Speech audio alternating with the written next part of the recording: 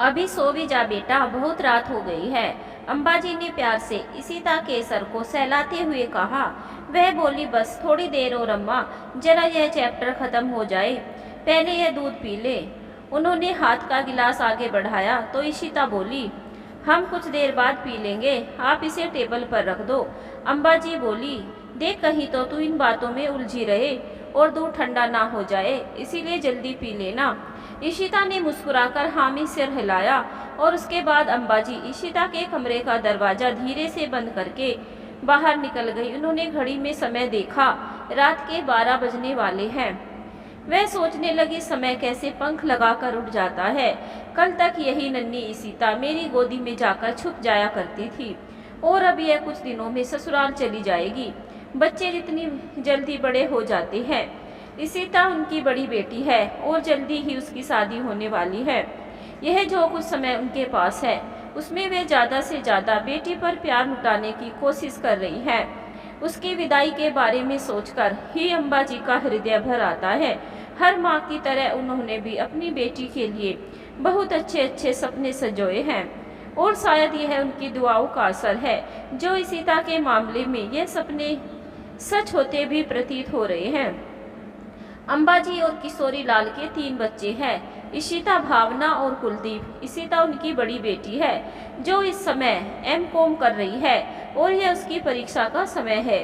उसकी परीक्षा को ध्यान में रखते हुए शादी का मुहूर्त 2 महीने बाद का निकल गया है। इशिता पढ़ने में शुरू से ही होशियार रही है। जितनी वह खूबसूरत है उतनी ही समझदार भी।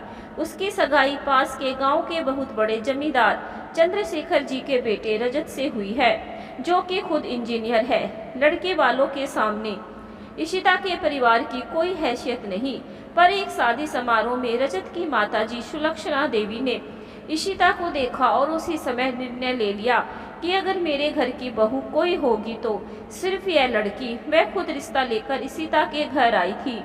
जब इशिता को पता चला कि रजत इंजीनियर है और शहर में नौकरी करता है तो उसने भी इस रिश्ते के लिए अपनी सहमति दे दी, पर उसकी एक छोटी सी शर्त थी कि वह पहले अपनी अंतिम वर्ष की परीक्षा देगी, शादी उसके बाद ही होगी। सुलक्षणा देवी को इसमें कोई ऐतराज नहीं था, बल्कि उन्हें भी बहू ऐसी चाहिए थी जो उनके बेटे के बराबर की हो।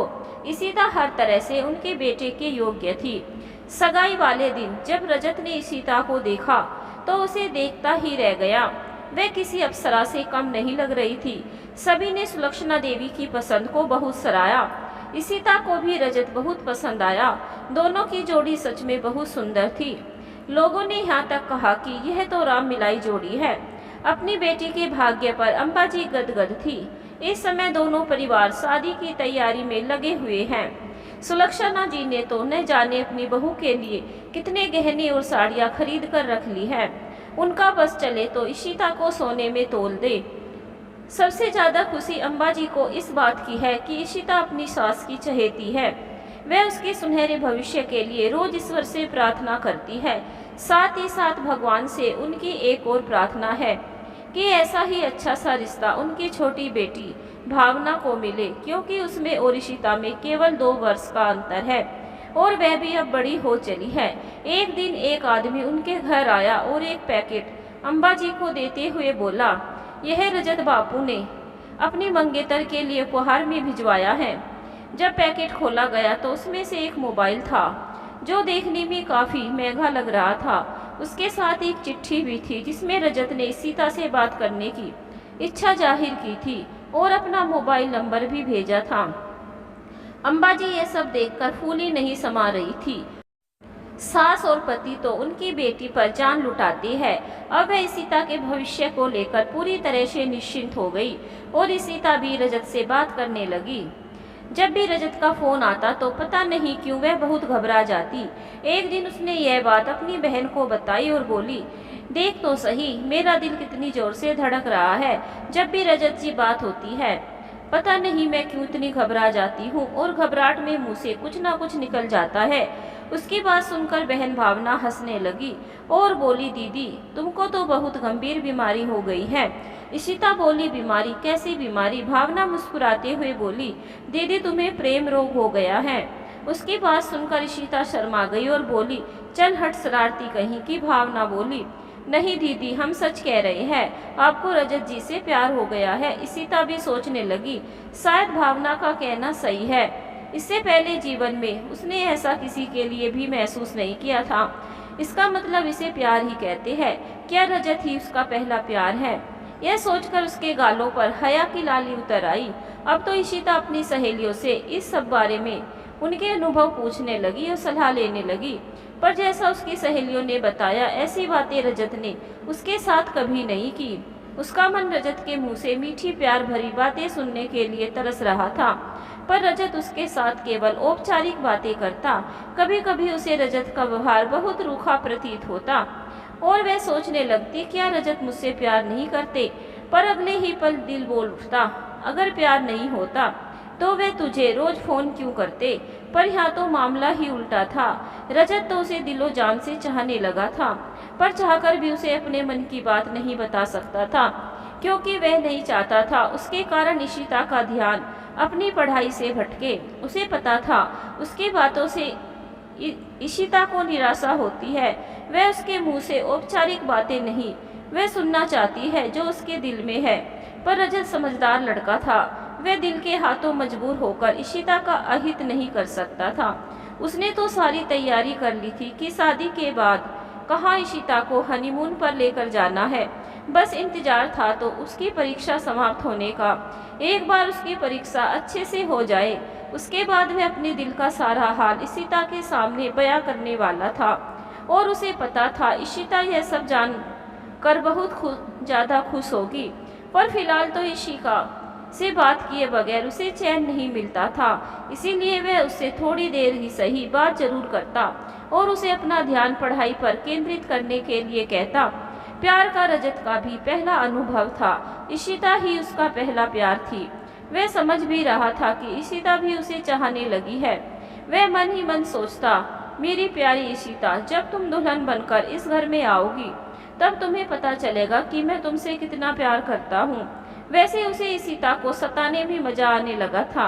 जब भी वह इशिता से उसकी पढ़ाई के बारे में बातें करता तो वह झुंझला जाती, पर वह नहीं चाहता उसके कारण इशिता की 2 साल की मेहनत खराब हो। बस एक बार इशिता अच्छे नंबरों से पास हो जाए, उसे और क्या चाहिए। वह बहुत समझदार था और जानता था कि सबसे पहले पढ़ाई है। यह प्यार की बातें तो अब जीवन भर चलती ही रहेगी। शादी के बाद नौकरी करनी है या नहीं, यह निर्णय भी उसने इशिता पर छोड़ दिया था। वह चाहता था इशिता अपने निर्णय खुद ले और उस पर किसी तरह की बंदिश ना हो। आखिर प्यार का यही तो अर्थ है, प्रेम मुक्त करता है। जहाँ बंधन होता है वहाँ प्यार नहीं, केवल स्वार्थ होता है। दोनों के लब खामोश थे, पर दिल एक दूसरे से मिल चुके थे। उन्हें प्यार जताने के लिए लफ्जों की जरूरत नहीं थी। दोनों एक दूसरे के प्यार में पूरी तरह से डूबे हुए थे और बिना कहे ही सारी बातें हो जाती थी। अब तो इशिता अपनी पढ़ाई पर और भी ज्यादा ध्यान केंद्रित करने लगी, क्योंकि हर बार रजत उसे पढ़ने के लिए प्रोत्साहित करता था।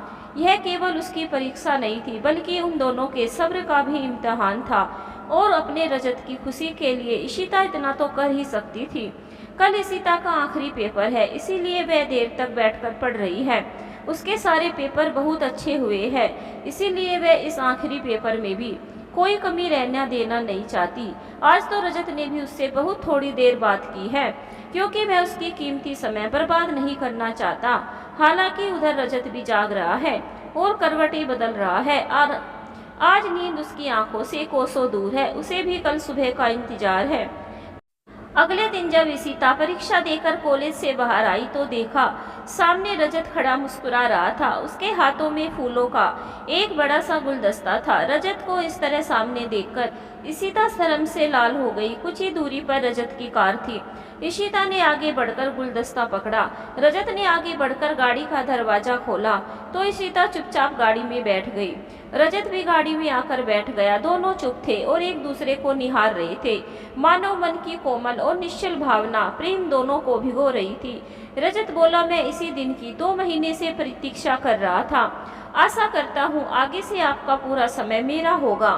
फिर उसने एक खूबसूरत सा गिफ्ट पैक इशिता की तरफ बढ़ा दिया। इशिता सवालिया नजरों से उसकी तरफ देखने लगी, जैसे कह रही हो कि इसकी क्या जरूरत थी। रजत बोला, पहली बार आपके लिए कुछ खरीदा है, पता नहीं आपको पसंद भी आएगा या नहीं।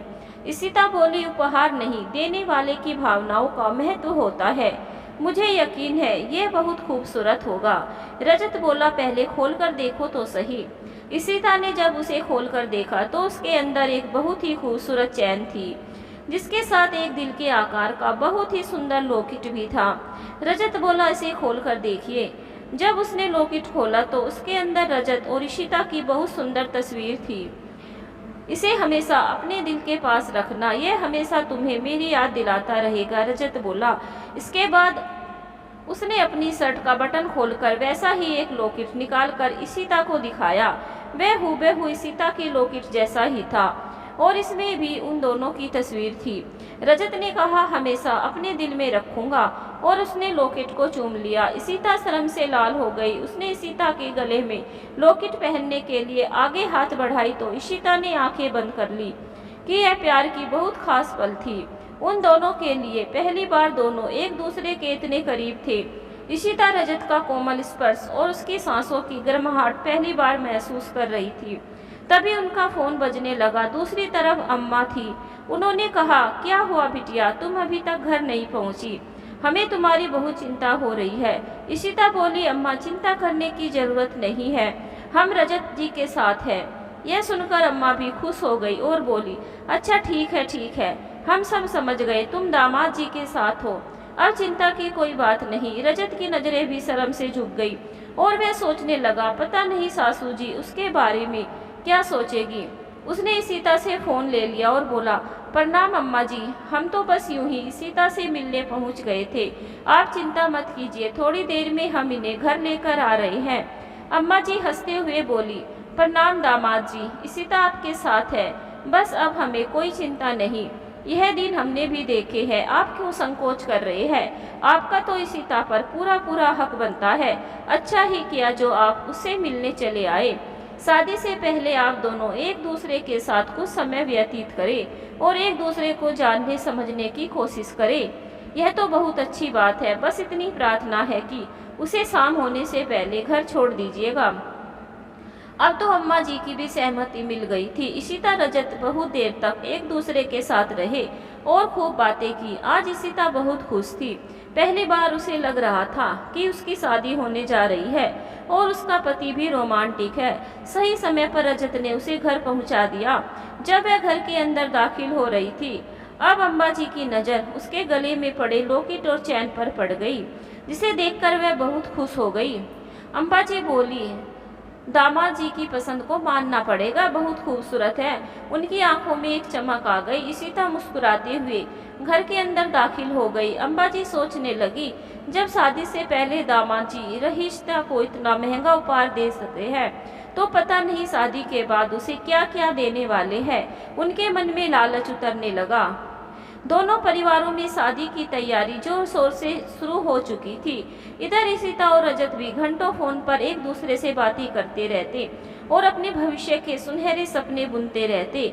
रजत ने शहर में इशिता के लिए अच्छा सा घर भी देख लिया था और अपनी माँ सुलक्षणा देवी को साफ साफ बोल दिया था कि जैसे ही शादी के सारे रीति रिवाज खत्म हो जाएंगे वह अपनी दुल्हन को लेकर शहर चला जाएगा।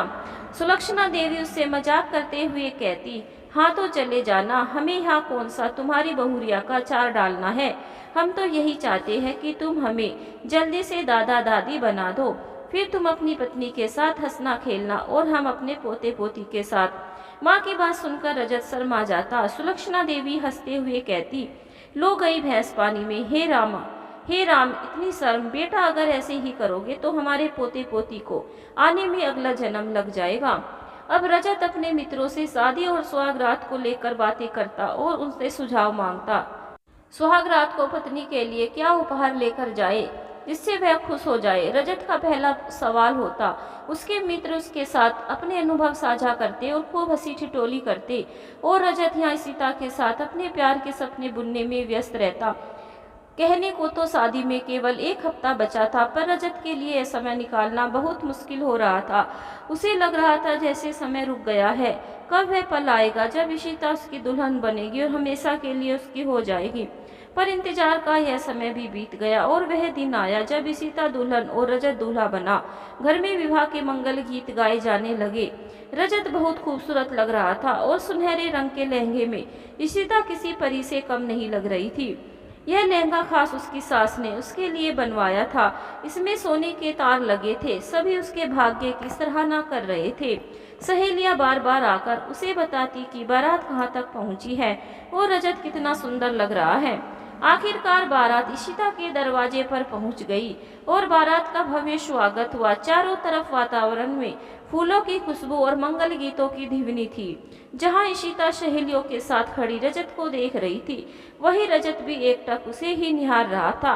आखिरकार वह पल आ गया जिसका यह प्रेमी जोड़ा बेसब्री से इंतजार कर रहा था। अतिथियों का स्वागत किया गया। बारात के जलपान की व्यवस्था की गई।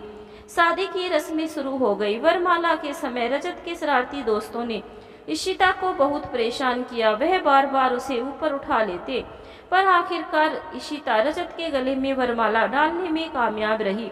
कुछ समय बाद पंडित जी ने आदेश दिया, वर वधू को मंडप में बुलाया जाए। शर्माई सकुचाई इशिता धीरे धीरे मंडप की ओर बढ़ चली। हर कदम के साथ जैसे मन का उत्साह दोगुना हो रहा था। दुल्हन मंडप में आ चुकी थी, पर दूल्हे का कहीं अता पता नहीं था। पंडित जी बार बार दूल्हे को बुलाने के लिए बोल रहे थे। हर जगह रजत को ढूंढा जाने लगा, पर उसके बारे में किसी को कुछ पता नहीं था।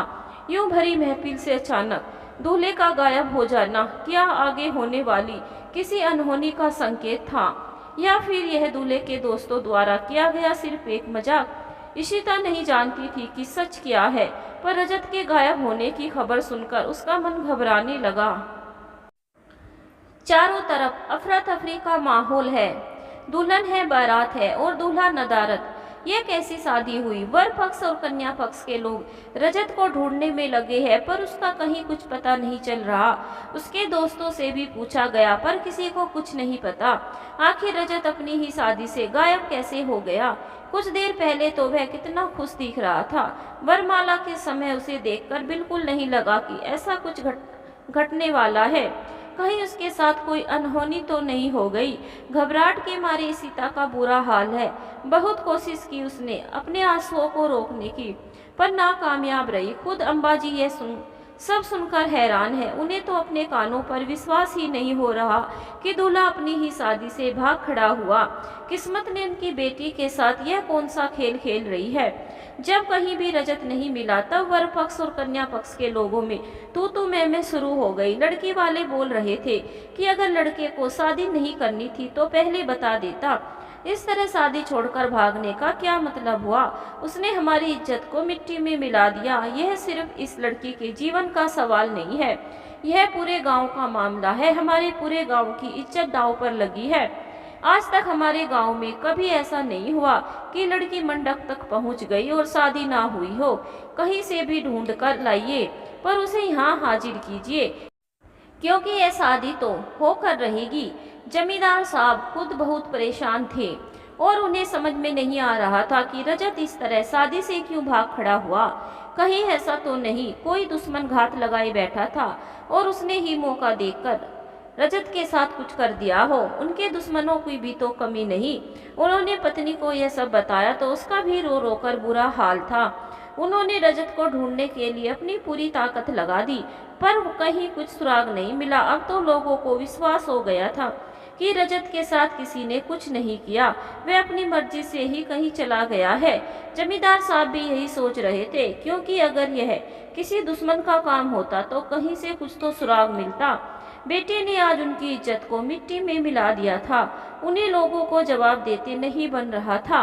लोगों में बातें शुरू हो गई। लड़का बाहर शहर में रहता था, जरूर उसने शहर में पहले से ही शादी की हुई होगी और यह शादी वह माँ बाप के दबाव में आकर कर रहा था, तभी तो भाग खड़ा हुआ। इन शहरी लड़कों का कोई भरोसा नहीं, गलती लड़की वालों की भी है जिन्होंने ठीक से लड़के के बारे में जांच पड़ताल नहीं की। किसी ने कहा भैया पैसा ऐसी ही चीज होती है, इसके आगे कुछ नजर नहीं आता। अरे सब तो यह पैदा हो जाता चाहिए था कि इतने बड़े जमींदार एक गरीब की कन्या को क्यों अपने घर की बहू बनाएंगे, जरूर कोई कमी रही होगी इनमें तभी तो।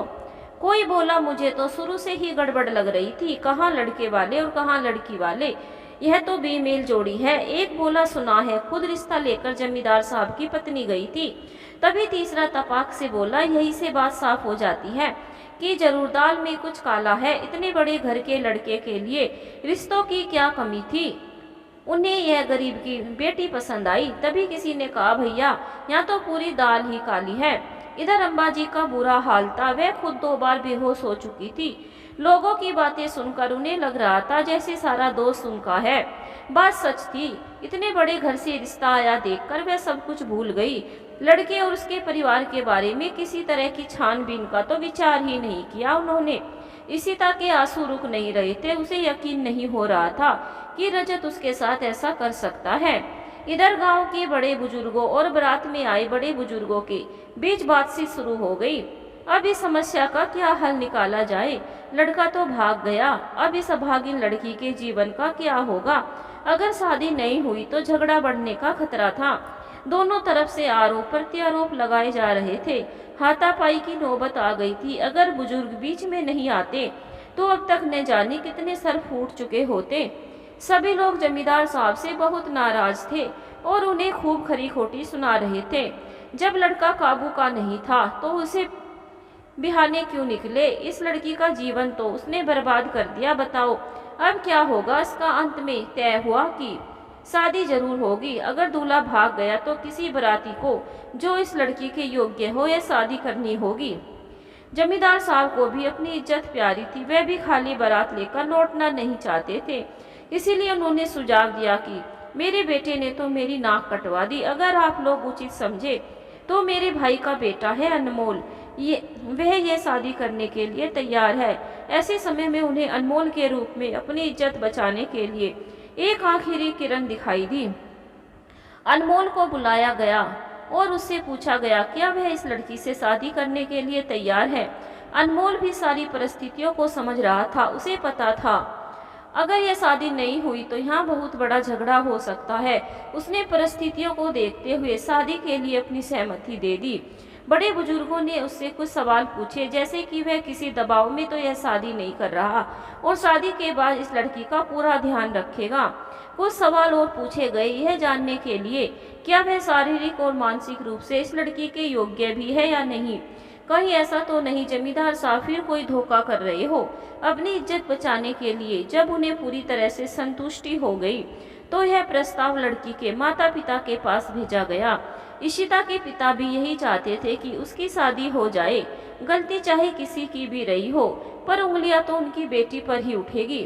अम्बाजी को जब इस बारे में बताया गया तो पहले वे शादी के लिए तैयार नहीं हुई, पर जब उन्हें पता चला कि अनमोल रजत का भाई है और अपने परिवार का इकलौता वारिस है तो वह भी तैयार हो गई। इसे अस्वीकार करने का तो सवाल ही नहीं था।